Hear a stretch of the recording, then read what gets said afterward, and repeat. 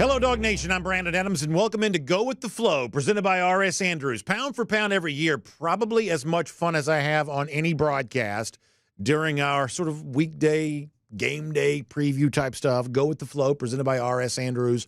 Always a ton of fun.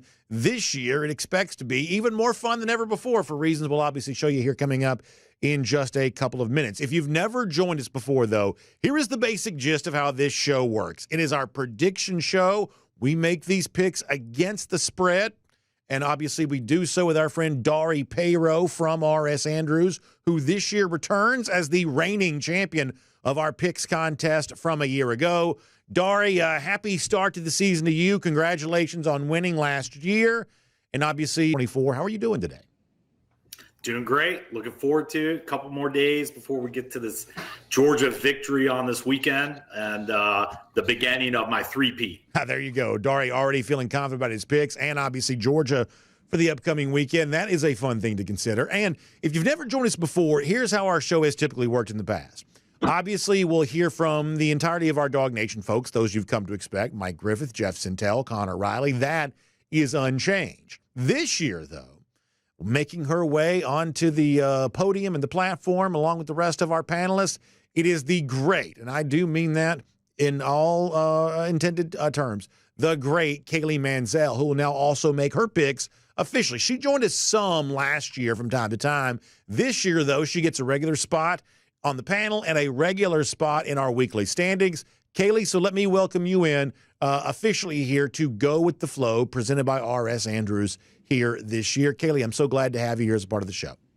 Yeah, I went from being the pinch hitter to now hitting in the cleanup spot, and I feel so bad for all of you that I get to be here and make these picks. I'm excited to see what this holds. Well, I'm excited for that there as well, so we'll get a chance to hear from Kaylee and everybody else here coming up in just a moment. Let me remind you, though, that all of this brought to you and made possible by our friends at R.S. Andrews. You know, we just talked to Dari, great at picking games, but even better, he and his team at R.S. Andrews, when it comes to taking care of you for your air conditioning, heating, plumbing, and electric needs. And as we do this show in the early portion of the year, it is still very hot. Many of you probably are worried that old AC unit you have, is it going to make its way through the long hot weather season that's still on its way? Well, if you get the peace of mind by knowing you can get that air conditioning unit tuned up, back up to factory fresh specs from our friends at R.S. Andrews, you'll be more than ready to make your way through the whole season after that. So find R.S. Andrews online at rsandrews.com. Also a fun thing this year, unlike previous shows, in that we're actually going to pick our sixth game this year, not just on Go With The Flow presented by R.S. Andrews. We're going to invite you to tune in to the R.S. Andrews Cool Down at the end of the show on Friday on DawgNation Daily, and you'll get a chance to hear more from our panelists as they give you what will be this week thoughts on LSU and USC, the game taking place in Las Vegas, and then also the official kind of best bet picks as we sort of expand beyond just the board to make our picks there. So a lot of fun new things for Go With The Flow presented by R.S. Andrews this year. And with that in mind, some nice, fun new production elements there as well. So with that, let's get ready to hear from our good friend Cody Chaffins as we preview our first game to pick. It'll be high noon in the Benz. Number 1, Georgia against number 14, Clemson. Dogs, a 13.5-point favorite in this matchup. You may know Kirby Smart 8-0 in season openers at Georgia, but you may not know the Dogs in 2023 5-8-1 against the spread. Now, Clemson did finish last year winning their last 5 games, but get this interesting stat. The Tigers 0-5-1 against the spread against their first non-conference FBS opponent in every season since 2018. An interesting stat there to consider. I'll hang up and listen. There you go. So the number 13.5 for Georgia against Clemson on Saturday, as we have done for years. Mike Griffith, will begin with you. Well, as we pick these games, we still don't officially know the status of Trevor Etienne, but even with Etienne out, Brandon, I think Carson Beck, Radio, Carson Beck, NIL, Carson Beck, he's going to be driving down the field over Clemson like a Lamborghini. So give me the Dogs and give the points. So there you go. Mike Griffith laying some wood here to begin the season. Jeff Sintel, how about for you? I was told by somebody that saw Georgia a lot over the summer that with ETN, Georgia might be 21 to 28 points better. more the latter, 28 points better than Clemson in the opener. I think ETN's a consideration, but I still think the Dogs can cover that 13.5. Lay those, give me the Dogs, and in what should be probably more frequently a happy time for the Dogs and DawgNation in Mercedes-Benz Stadium. So a lot of love for UGA right now. A lot of action on the favorite, Connor Riley. Are you in on that as well? I hate myself for it, but I am. I think that this Georgia team is going to come out ready to make a statement. Carson Beck's passing total right now, depending on some books, you can find it at 258.5 yards. I like the over in this game if you think Georgia's going to cover, and I do. So give me Georgia here, 13.5. So it is all Dogs one-way street here for the moment. Kaylee Manziel, for your first official pick as an official panelist on the show, are you in on Georgia as well, minus 13.5? Yeah, no surprises. I'm going to go with the rest of the group. It's not going to be like it was at the beginning of last season. It's going to be a Carson Beck second half season. I think they're going to get off to an early lead because he's going to make the players around him better. He's more comfortable with the playbook. So I like UGA to cover here. Clean sweep for me there, too. Not only do I think that Georgia is going to cover the 13.5, I think there's a great chance they actually win this game by 40 points. I'll give you a couple of quick numbers here. Since Georgia beat Clemson 10-3 in the 2021 season opener, Georgia's played 8 games since then against Power 4 non-conference opponents. Obviously, it's won them all, and it's won them by an average of 33 points per game. But here's where things get interesting. If you take Georgia Tech out of that total, it's 5 games against ranked non-conference Power 4 opponents. Georgia's actually won those games by even more of a staggering total, 37.6 points per game. Georgia simply does not play close games against ranked non-conference opponents in what we sort of think of as this national championship era. Conversely, there was a time in which Clemson was thought to be pretty good against the SEC, 11-2 against the spread from, like, say, November of 2015 through November of 2019, kind of back when they were in their national championship period. But it hasn't been as good since they got blown out by LSU at the conclusion of the 2019 season. Just 3-4 against the spread versus SEC foes since then. Plus, you'll remember a year ago, Clemson blown out to begin the season at Duke 28-7. If Duke can beat Clemson to start a year by 21 points, how many could Georgia beat them by?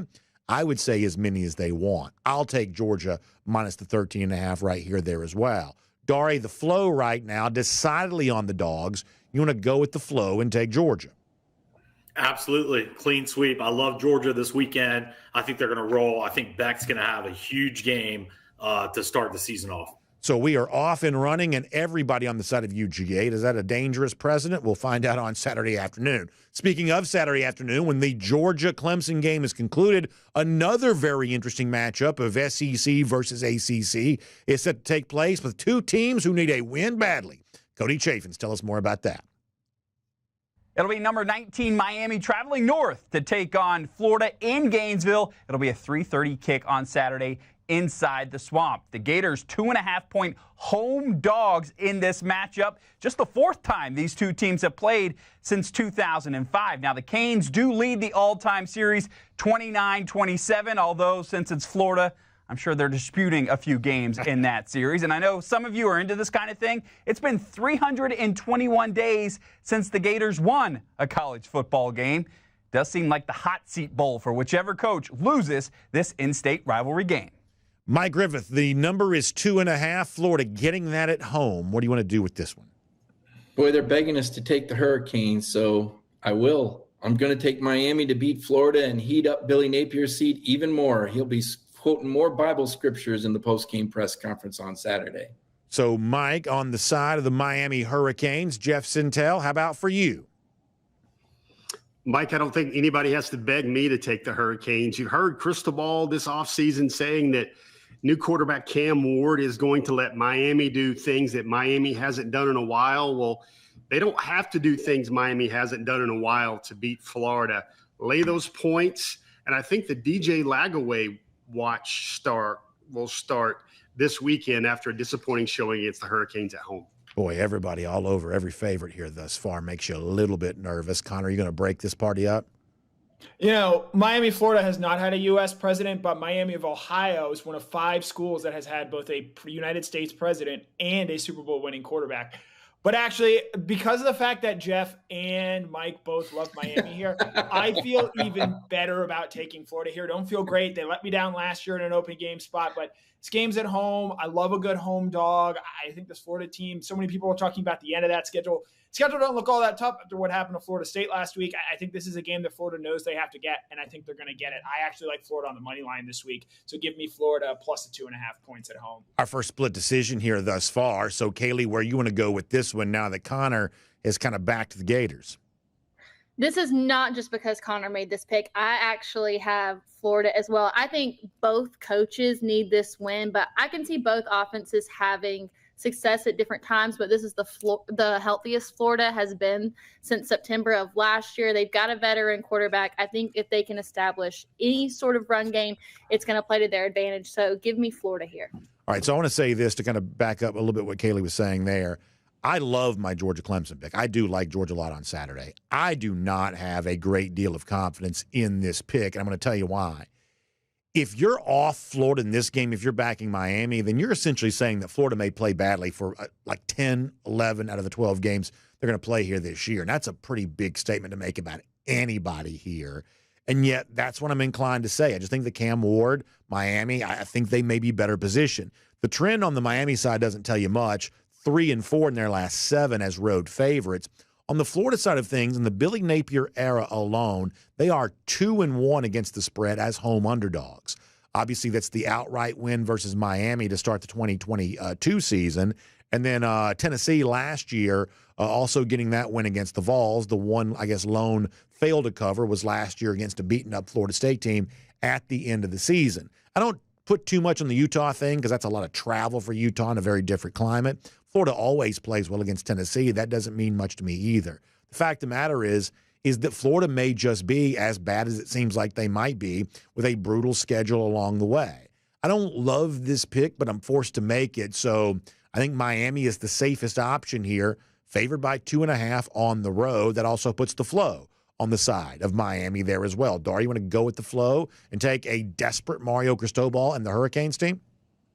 No, I love Florida a lot in this game. I think Florida's going to win this game. I think they'll probably win. I'll probably even take not only a money line, but I'll probably push it over 3 points for Florida to juice the odds. I think they're gonna have a good game at home. I think it's a tough place to go win. And I just don't think Miami's got their own problems coming into this game on the defensive side of the ball. I like Florida here a lot. So there you go. For the first time this year, we've had an alternate spread mentioned on the show. And by the way, given the juice you're paying at some of these books, if you do like an alternate number, it's probably the best way to kind of get back even on some of that kind of stuff. But that's probably a different conversation for a different day. When it comes to SEC teams taking on interesting non-conference foes, not just Georgia, not just Florida, but also our next game there as well. It's the site for ESPN College Game Day, and it takes place in a primetime spot on Saturday night. Cody Chaffins has more. Notre Dame goes to Texas A&M. They'll be under the lights at Kyle Field. It's a 7:30 Eastern kickoff in this one. Now, the Aggies may be the lower-ranked team, but they are the favorite in this game by 2.5 points. They beat Notre Dame the only other time the Irish came to College Station. That was way back in 2001. And how about this for a stat? Notre Dame in 2023, they were 9-3-1 against the spread, and they averaged covering by over a touchdown. So pretty impressive there. And this one, a battle of the former Dukies. Mike Elko, of course, the former Duke coach, now at Texas A&M, will face off against his former Blue Devil quarterback, Riley Leonard, who is now at Notre Dame. Another 2.5-point spread. This time, though, it's the home team who's giving here. Mike Griffith, what do you want to do with the Aggies favored by 2.5? Well, I'm a big believer in Mike Elko, and I think Texas A&M has the resources. It's tough because 2.5 tells you what the bookies want you to do. I might be a sucker, but I'm going to take the Aggies at home against the Irish. So, Mike on the side of the home favorite here. Jeff Sintel, what about you? Yeah, Brandon, you expressed trepidation about your first pick, your second pick with Miami and Florida.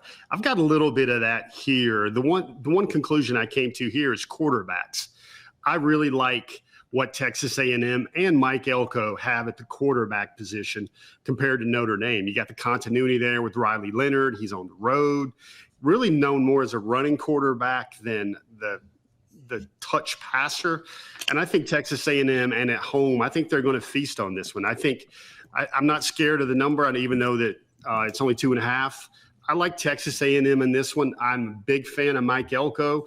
And really, the Aggies, like, think about the team they could have had. Evan Stewart transferred off. Walter Nolan transferred off. Even minus those two pieces, I still think they've got a lot of player assets available. That's why I'm matching Mike here. I'm going with Texas A&M. So a little bit of love for Aggie here right now. Connor Riley, what about you? No. One, Connor Wegman spells his name wrong. Two, I'm sure BA is going to throw out all kinds of stats about the lower-ranked AP poll team versus the higher-ranked AP poll team being a favorite in those games. But I like this Notre Dame team. I like what they've been building. Sure, there's been a lot of talk about Texas A&M and turning things around under Mike Elko. Losing Reuben Owens is a big loss for me for what A&M might be able to do in this game. Notre Dame's got a really, really strong secondary. And while, yes, there are questions about Riley Leonard specifically from a health standpoint, I like what Notre Dame is going to be able to do in this game. I like them as an underdog. Give me Notre Dame plus 2.5 and on the money line as well here. I don't have those numbers in front of me, but Connor is right. When you see what you think of as a contrarian spread, unranked favored versus ranked, lower ranked favored versus better ranked, typically speaking, the odds makers usually have that one right. Kaylee Manziel, how about for you?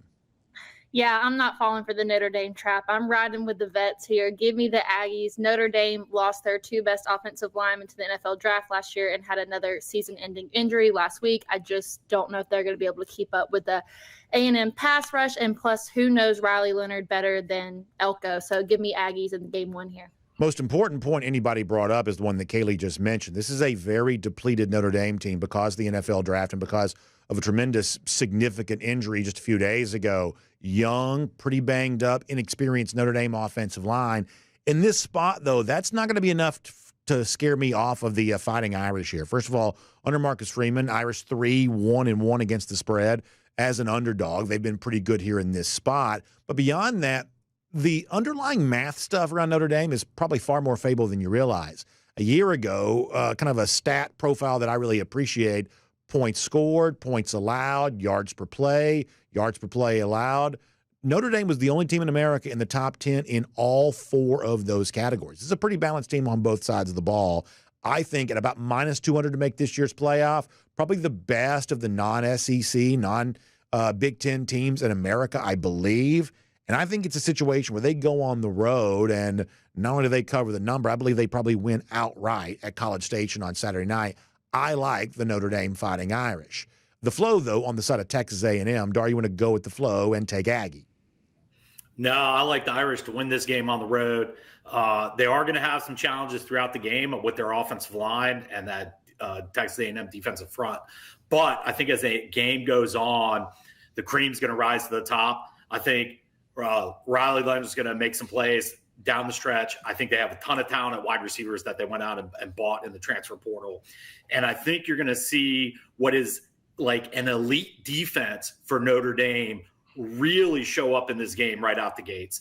That's the separation for me that tilts this for the Irish game one. I think Dari's onto something there, too. I think it is probably the better defense wearing the blue and gold when it comes to Saturday night. We'll step outside the SEC now for what I think is a pretty fun and underrated rivalry. Teams that have played 60 times in the past, with West Virginia well on the wrong side of all of that. But for more on the Mountaineers and the Nittany Lions, let's hear a little bit more about this game.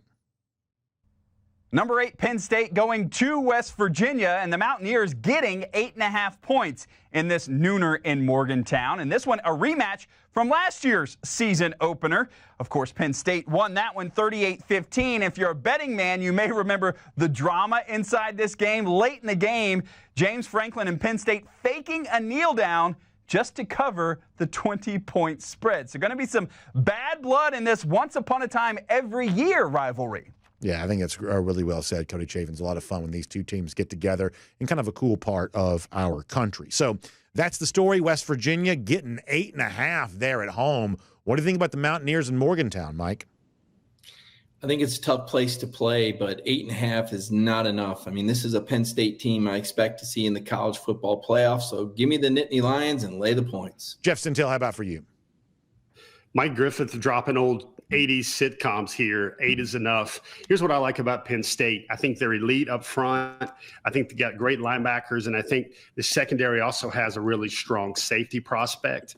Penn State also brings in a whiz-bang coordinator from Kansas. You also see that Penn State brought in 2 former Georgia commitment signees in Jalen Kimber and A.J. Harris to help shore up that secondary a little bit.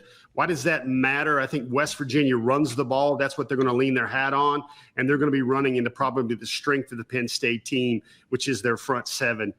Give me Penn State in a big way this weekend. This time a year ago, Neil Brown from West Virginia may have been the coach in the hottest seat in America. That's no longer true, to his credit. Probably outperformed expectations a year ago. A lot of love here for the favorite once again. Connor Riley, what about for you for this one there in Morgantown? You know, they say this song isn't about West Virginia, but actually the western part of Virginia. But country roads take me home. I love the West Virginia Mountaineers this week, plus 8.5. You hear Cody mention a year ago. This was a game that Penn State kind of stole at the end from a gambling standpoint. I like this West Virginia team. They're tough. They were really great as an underdog a year ago. So give me the Neers at home, plus 8.5. Let's go Mountaineers. Let's go drink some beer, so says Connor Riley. He was also kind of pointing as he was talking about the very famous conspiracy theory around the John Denver song. I thought Connor was about to play it and get us a YouTube strike on our very first show of the season, which would have been kind of a rough way to go here on all this, but it is true. Inquiring minds mostly think that song is not actually about the state of West Virginia, even though it is the state song of West Virginia, but I digress. Kaylee Manziel, what about for you with the Mountaineers getting 8.5? This one was tricky, but I just don't think 8.5 is quite enough. Plus, James Franklin teams are notorious for late cover, so I don't think I can pick against them here. Give me Penn State. So Kaylee Manziel not buying into the old adage that West Virginia is the place where greatness is learned and couches are burned. Obviously, their famous celebration by the students when they get big wins. I don't think they have much to worry about in this spot on Saturday because I don't think it's going to happen. In fact, I'd go so far as to say this may be the easiest game of all to pick here this weekend. I love college football teams that never change. And believe me when I tell you, Penn State never changes. When they're playing a bad team, or at least a team that's worse than them, Penn State is dominant. How about 9-1 in their last 10 against the spread as a favorite of a touchdown or more? 15-4-1 against the spread in that same spot over their last 20. And 29-1 in those circumstances in their last 30. They just absolutely kick around teams. They are better than a touchdown than. And in this particular spot, even on the road, that's the story here for West Virginia. When they play a good team, Penn State eventually will, they will not win, they will not cover. Almost always against bad teams, including on Saturday. Dari the Flow, also on the side of Mount Nittany there as well. You want to go with the flow and take the boys from Happy Valley. There you go. To the place I belong. West Virginia. There you go. It's a great song. It's a great song. Great song. I had it ready to go. You know, Pat McAfee likes West Virginia this year. He's got inside intel. I like that. That's enough for me to take West Virginia to cover this game. Hard-fought game for Penn State. Yeah, this is a fun one because we got a lot of people on both sides of this game, so that one should be a fun game. I love picking these sort of oddball rivalries. I'm really glad we're doing this. That's going to be a lot of fun. Lot of couches will be burned Saturday night in Morgantown. I like that for sure. It's going to be a good time checking in to see what happens on that. I will remind you that if you tune in on Friday or if you missed the Friday show earlier this morning, go back and check it on the DawgNation YouTube page. At the conclusion of DawgNation Daily on our R.S. Andrews Cool Down, which we do after each and every edition of DawgNation Daily, you'll get our official pick for both LSU and USC taking place this weekend. Also, our best bets beyond just the board of games that we're picking for our weekly standings. More from us as a part of the R.S. Andrews Cool Down at the conclusion of Friday's edition of DawgNation Daily. Check that out on the DawgNation YouTube page if you missed it. And finally, for today, here in this edition of Go With The Flow, let's head to Monday night and a team reeling from an ugly loss in Week 0, maybe the ugliest of ugly losses in Week 0. Let's hear more from Cody Chaffins on what's going to take place there on Labor Day night with a team who's won in that spot before. And we got some Monday Night Football. Boston College going down to Tallahassee to take on the, I guess, technically still ranked number 10 Florida State Seminoles. The Noles coming off that loss to Georgia Tech, and they are now the first team to ever occupy 17th place in the ACC standings. They'll get another conference opponent coming up on Monday night. When this game opened, Boston College was a 21-point underdog. Now the spread just 17.5 points. And the Noles do get those 2 extra days of preparation after making that long, sad trip home from Ireland. All right, so that's the story. Florida State reeling, but back in Tejas, they're at Doak Campbell Stadium and standing as a 17.5-point favorite against Boston College. Mike Griffith, back to you. Wow, this is tough. You know, I think Georgia Tech is a good football team, and I think Florida State was embarrassed. Mike Norvell's got to win this game, and he's got to cover. I mean, he absolutely has to make his fans happy. I don't know if I've taken any underdogs yet, Brandon. I'm going to keep that streak alive. I'm going to go with the favorite. Give me Florida State to cover against Boston College at home. So Mike looking for a bounce back there from the Seminoles. Jeff Sintel, what about for you? Well, I think Georgia Tech kind of exposed the Seminoles. Run game, physical, shorten the game. And what does Boston College do better than anything with Georgia native Thomas Castellanos at quarterback, some good running backs back there, some returning offensive line pillars right there? I think they run the ball. I just don't believe in DJU as a quarterback that is any more than the game manager at the college level. You also have Bill O'Brien coming to join Boston College as well. That's why I think Boston College will make this a lot closer than most people think. But give me those points because I like that 17-point spread. All right, so Connor Riley going to probably play Please Come to Boston springtime here for us. But either way, rare split decision from a couple of our scribes there. So, Connor, what about you with the Seminoles given 17.5 at home? You know, I pride myself as a man of faith, and there's a deep drive to left field by Castellanos, and that'll make it a 4-0 ball game. I don't know if I'm ever going to put this headset on again. I like Boston College here. The travel aspect is something to me that I'm a little bit worried about here for Florida State. It's a long trip back home. And as Jeff points out, I think they're going to want to run the ball. This was a very close game a season ago between these two programs. Obviously, Bill O'Brien stepping in as the head coach of the program there now. Give me another underdog here. I like Boston College plus the points. For those not following the cultural reference, that was a mockery of Tom Brenneman and his goodbye farewell as Cincinnati Reds broadcaster going back a number of years ago. Well played there by Connor Riley. Kaylee Mansell, how about for you with Boston College traveling south and getting 17.5 points for their efforts?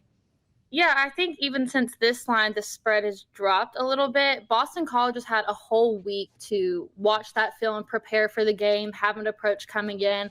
I think that Florida State is just a little bit more methodical with DJU as their quarterback. So I like Florida State to win by 2 touchdowns, but I like Boston College to cover here. Kaylee also brings up a pretty good point, which is we've never pretended otherwise. We record this show on Wednesday to air on Friday, and obviously we have to get our graphic package together sometimes earlier than that. So there often is line movement, and sometimes we'll reference that with the picks that we make.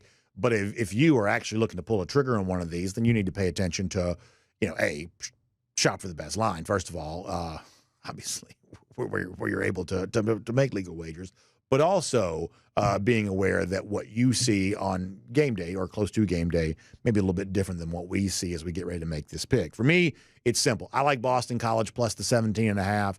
This is simply a stand for me against Florida State. Everybody in the world was against them last week with good reason against Georgia Tech, whether it be in some cases a money line on the Yellow Jackets or in some cases just assuming Florida State would fail to cover. And literally everybody was right there in that particular instance.